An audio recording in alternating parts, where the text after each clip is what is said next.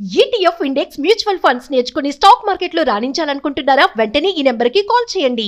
అహ్మదాబాద్ నుంచి లండన్ వెళ్తున్నటువంటి Boeing 7878 flight crash అయిన సంగతి తెలిసిందే. అయితే అందులో 241 మంది పాసింజర్స్ ప్లస్ 12 మంది క్రూ సిబ్బంది, వాళ్ళతో పాటు కింద అంటే ఫ్లైట్ పడినప్పుడు చనిపోయినటువంటి 24 మంది, దాదాపు ఇంతమంది చనిపోయినటువంటి పరిస్థితి. ఒక్కరు మాత్రమే అందులోంచి సేవ్ అయ్యారు. అసలు ఫ్లైట్ యాక్సిడెంట్ ఎలా అయింది, టేక్ ఆఫ్ తీసుకున్న తర్వాత 1 మినిట్లోనే ఎలా జరిగింది అనేది ఇప్పటి వరకు కూడా ఇంకా క్లారిటీ లేనటువంటి పరిస్థితి ఉంది. ప్రస్తుతం మనతో పాటు లైవ్ కాల్లో అందుబాటులో ఉన్నారు కెప్టెన్ మమతా గారు. ఒకసారి ఆమెతో మాట్లాడదాం. ఆమె కూడా గతంలో చాలా గంటల పాటు ఫ్లైట్స్ నడిపినటువంటి అనుభవం ఉన్న వ్యక్తి, ఫస్ట్ లేడీ పైలట్ కూడా ఆవిడ. సో ఒక్కసారి ఆమెతో మాట్లాడదాం. మ్యామ్ నమస్తే అండి. నమస్కారం అండి. మ్యామ్, ఫ్లైట్ యాక్సిడెంట్ రెగ్యులర్గా మనం చూస్తూనే ఉంటాము, కానీ ఇంతమంది చనిపోవటం ఈ మధ్యకాలంలో అయితే చూడలేదు. ఏ కారణంతో, అంటే సాంకేతిక లోపాలా లేకపోతే ఇంకా ఏ కారణంతో ఈ ఇన్సిడెంట్ జరిగి ఉండొచ్చు అని చెప్పి మీ అనుభవంతో చెప్పగలుగుతారు మ్యామ్? అంటే అమ్మా, మాక్సిమం యాక్సిడెంట్స్ మీరు చూస్తే హిస్టరీలో కూడా take off and landing phase లోనే అవుతాయి. Yes ma'am. So this is a common thing అన్నమాట. And yes, definitely India law, this has been the biggest accident ever since we are in aviation. Yes. And this was absolutely devastating yesterday. And ikkada it is very difficult for us to conclude as to enduku ayindi anedi conclusion ki manam ippade raalemo. There could be various factors. Okay. The main factor what everybody in the industry are suspecting is bird strike. ఎందుకంటే అక్కడ చాలా habitat ఉంది take off తర్వాత. And మీరు తర్వాత కూడా చూస్తే, మీరు ఆఫ్టర్ ఫ్లేమ్స్ తర్వాత కూడా చూస్తే చాలా బర్డ్స్ కనిపిస్తున్నాయి అక్కడ, విపరీతమైన బర్డ్స్ కనిపిస్తున్నాయి.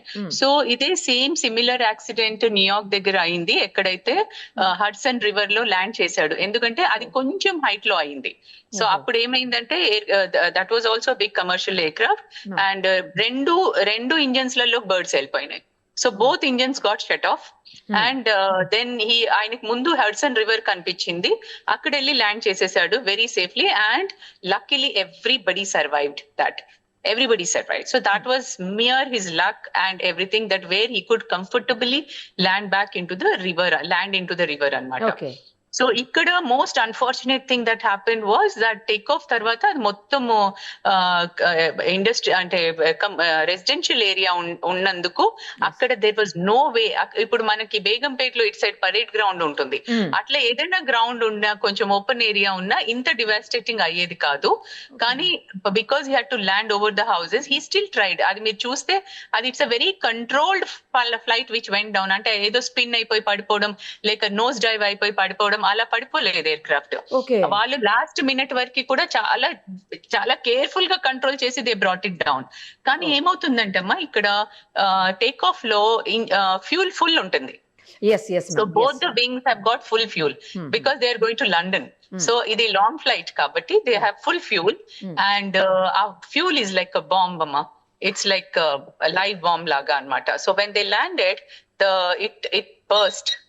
ఆ ఫ్లేమ్స్ లో తోటి చచ్చిపోయారు ఎక్కువ వరకు, ఆ కాలిపోయినందుకు చచ్చిపోయారు అనమాట మాక్సిమం. అది and this is a very common thing. మీరు చూసుంటారు, ఈవెన్ ప్రీవియస్ యాక్సిడెంట్స్ ఎక్కడెక్కడైతే టేక్ ఆఫ్ లో అయిపోయిందో ఎక్కువ వరకు అది కాలిపోతుంది, అండ్ ఆ కాలిపోవడం వల్ల చనిపోతారు మాక్సిమం. ల్యాండింగ్ అయితే కొంచెం ఫ్యూయల్ తక్కువ అయిపోద్ది కదా మ్యామ్, అంత తగ్గిపోతుంది, చాలా తగ్గిపోతుంది. ఎస్, ఇంకొకటి ల్యాండింగ్ లో ఫ్లేమ్స్ ల్యాండింగ్ లో చాలా తగ్గిపోతుంది. అండ్ ఇంత డివాస్టేటింగ్ ఉండదు. But yet we cannot say even that little fuel what is there on board sometimes may kill everybody. Okay. ఇంకొకటి కూడా మ్యామ్, ఇప్పుడు బర్డ్స్ ఈ బోయింగ్ పెద్ద ఫ్లైట్స్ ఏవైతే ఉంటాయో వాటిలోకి, అంటే ఇప్పుడు చిన్న ఫ్లైట్స్ ఉంటాయి కదా మ్యామ్, చిన్న ఫ్లైట్స్ ఉన్నప్పుడు ఏంటంటే బర్డ్స్ అటాక్ చేసినా కూడా చాలా స్పీడ్గా ఫ్యాన్స్ తిరిగేసి బర్డ్ని చంపేస్తుంది, అసలు బర్డ్ లోపలికి వచ్చే అవకాశం ఉండదు అని విన్నాను. కానీ పెద్ద ఫ్లైట్స్ ఏంటంటే ఇలాంటి ఫ్యాన్స్ సిస్టమ్ ఏది ఉండదు, బర్డ్ డైరెక్ట్ లోపలికి వచ్చేస్తుంది అని అంటున్నారు మ్యామ్, నిజమేనా అది? అవునండి. ఎందుకంటే ఇప్పుడు మనకి దీన్ని two different type of air crafts. ఒకటేమో మనం ప్రొపెల్లర్ ఎయిర్ క్రాఫ్ట్స్ అంటాం, ఏదైతే టర్బోజెట్ ఉంటుంది, పిస్టన్ ఇంజిన్ ఉంటుంది. దాంట్లో ప్రొపెల్లర్ మూవ్ అయినందుకు జనరల్ గా బర్డ్స్ చాప్ అయిపోతాయి, ఆ రొటేషన్ వల్ల అవి చాప్ అయిపోతాయి. But that is still damage to the air craft and to this thing. కానీ అది అంత డ్యామేజ్ కాదనమాట ఎంతైతే మనం అనుకుంటామో. Okay, Okay. ఇక్కడ ఏంటంటే ఇక్కడ the technology is different. Jet engines లలో ఏంటంటే ఇంజిన్ ఎయిర్ ని సక్ చేసుకుంటది, ముందున్న ఎయిర్ ని సక్ చేసుకొని వెనక్కి వదిలేస్తుంటది అనమాట. ఓకే. సో అక్కడ ముందు ఆ బర్డ్ ఉండనియండి, మీరు చూసారు లాస్ట్ టైం ఒక యాక్సిడెంట్ అయింది ఎయిర్పోర్ట్ లో, అంటే ఒక మనిషి దాని ముందు నుంచి పోతుంటే సక్ అయిపోయాడు, అవును మ్యామ్, మనిషి సక్ అయిపోయాడు అందులోకి. So it basically sucks all the air which is in front of it.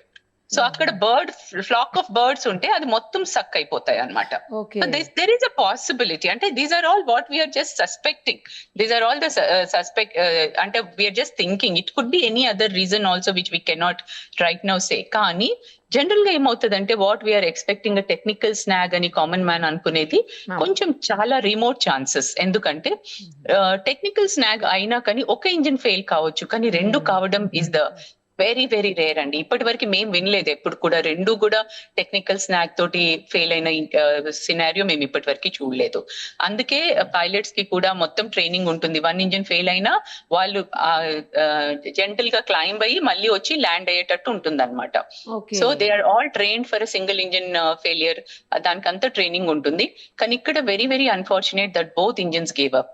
So the only thing we can correlate back is that Hudson River ఏదైతే అయిందో న్యూయార్క్ లో. యాక్చువల్లీ 8,200 అవర్స్ పాటు వాళ్ళు ఫ్లైట్స్ నడిపిన అనుభవం ఉన్న చాలా మంచి పైలట్స్ అని అంటున్నారు మ్యామ్ అసలు. అవునండి, they are very well experienced captain and he was rated as one of the good captain in Air India. So I strongly feel it may not be a pilot error, and but at the same time we still have to see, and we have to wait and see what exactly the investigation is going to come out. Ma'am ఇంకొకటి కూడా వినిపిస్తోంది ఏంటంటే Boeing తర్వాత air bus అనే two types of flights ఉంటాయి. Boeing అన్ని కూడానేమో US లో తయారవుతాయి, తర్వాత ఎయిర్ బస్లు అన్ని కూడా జర్మన్ టెక్నాలజీతో తయారవుతాయి, అంటే జర్మన్లో తయారవుతాయి. సో జర్మనీ టెక్నాలజీతో తయారైనటువంటి ఆ ఫ్లైట్స్ అన్ని కూడా చాలా స్ట్రాంగ్ ఉంటాయి. ఈ బోయింగ్ విమానాలు మాత్రం ఈ మధ్య కాలంలో చాలా ఎక్కువగా యాక్సిడెంట్స్ అవుతున్నాయి అని చెప్పండి. I'm sorry, no, this is a myth andi, this is a myth. Boeing is an equally good aircraft like Airbus. Atla manaku in fact Dreamliner is one of the best aircraft andi. Ippudu edaithe 787 crash aindo, this is the best aircraft today in the air. And any countries lo fly avutundi idi. All long range flights are carried on 787s only. And this is one of the best aircraft. Actually aircraft also is not an old aircraft. Even old aircraft unna eppudu kuda common man em anukuntadante old aircraft unte adi padipoyindi, old ainanduku padipoyindi atla undadandi. Aircraft ela untundante దానికి ఒక particular number of hours are number of landings అని దాని life ఉంటుంది అనమాట. It is not number of years. So for example ఇప్పుడు ఒక air craft కి letters సే ఒక చిన్న ఎయిర్ క్రాఫ్ట్ కి 30,000 అవర్స్ ఉంది అనుకుందాం, దాని లైఫ్ 30,000 అనుకుందాం. సో అది ఎవ్రీ ఇయర్ ఒక 1,000 అవర్స్ ఫ్లై అయితే అది ఒక 30 years లో మనం గ్రౌండ్ చేసేస్తాం. అది ఫ్లై కాకపోతే అది సపోజ్ ఎవరైనా లెస్ ఫ్లయింగ్ ఎయిర్ క్రాఫ్ట్ ఉంటుంది, they may be flying only just 100-200 hours in a year. So that can fly up to 40 years, 50 years, there is no problem. So aircraft ki life years wise eppudu undadu. Aircraft life is always depending on the number of hours or number of landings. Kabatti we assume that aircraft probably was, I don't think there was any issue with the aircraft, but unless the investigations come out, black box lo chala readings untayi, chala villaki data dorukutundi, vallu em maatlaadaru last minute lo pilots, adantha manaki black box lone telustundi annamata. Actually ఇది కూడా 12 years age అని చెప్తున్నారు ma'am flight కి. It is very young, very young, very young. So that age is not a problem at all. Ma'am actually black box అంటారు, ATC అంటారు, తర్వాత May Day call ఏదో ఇచ్చారు, 1 minute ముందే మేడే కాల్ ఇచ్చారు అన్నారు. అసలు మేడే కాల్ అంటే ఏంటి ma'am? Madam, mayday call ante it's a distress call. That it means that there is an imminent threat to the aircraft or to the passengers on board, either of it. So it's a mayday. Ante okavela pilot unconscious అయిపోతే, captain unconscious అయిపోతే కూడా co-pilot mayday call ఇచ్చేస్తాడు, because that is a threat now to the aircraft. Or మనకి ఏదైనా fire aircraft మీద ఏదైనా fire అయినా అంటే now we have to put the aircraft down immediately అనమాట, as early as possible. That is called the mayday call. అలాగే ఒక వేరే కాల్ ఉంటుంది పాన్ అని. PAN అంటే it is a it's a urgency call, but not a distress. అంటే there is no danger to the aircraft, but it could be some medical emergency ఉండొచ్చు, ఏదైనా ఏదైనా passenger కి హార్ట్ అటాక్ రావచ్చు, అట్లాంటి ఏమైనా కాల్స్ ఉంటే we give them a PAN call అన్నమాట. అంటే there is an urgency, but it's not a distress. Okay okay అంటే Yeah, so there are call two బట్టి different మీకు calls. అర్థమైపోతుంటుంది అది ఏం కాల్ అనేది. Yeah, so there are two different calls అన్నమాట, distress and an urgency call. Okay So Mayday is a distress call. Ma'am ATC అంటే ఏంటి, అలాగే బ్లాక్ బాక్స్ అంటే ఏంటి, ఏముంటది అందులో? ఏటీసీ అంటే ఎయిర్ ట్రాఫిక్ కంట్రోల్ అమ్మా. మ్మ్. ఎయిర్ ట్రాఫిక్ కంట్రోల్ లో బేసికల్ గా ఏమవుతుందంటే వాళ్ళు కంట్రోల్ చేస్తున్నారు కదా, ఇప్పుడు ఈయన టేక్ ఆఫ్ క్లియరెన్స్ ఇచ్చారు, మ్మ్. టేక్ ఆఫ్ క్లియరెన్స్ ఇచ్చిన తర్వాత టేక్ ఆఫ్ అయ్యాడు, Yes. టేక్ ఆఫ్ కాగానే he gave a May Day call.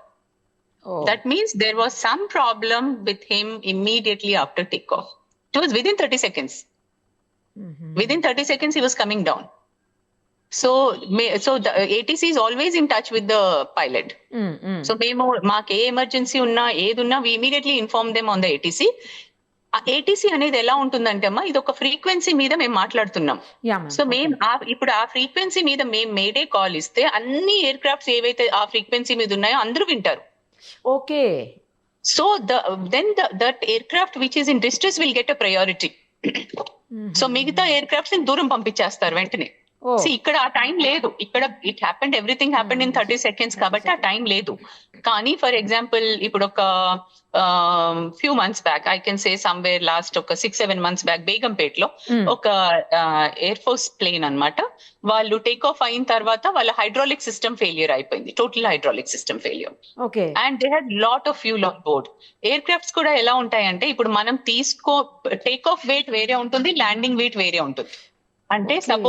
Suppose my take off weight is X tons అనుకుందాం. Yeah ma'am. Now X minus something will be my landing weight. అంటే ఇప్పుడు నేను ఒక 2-3 tons fuel burn చేసిన తర్వాతనే నేను ల్యాండ్ అవ్వగలుగుతాను. I cannot land with the same takeoff weight.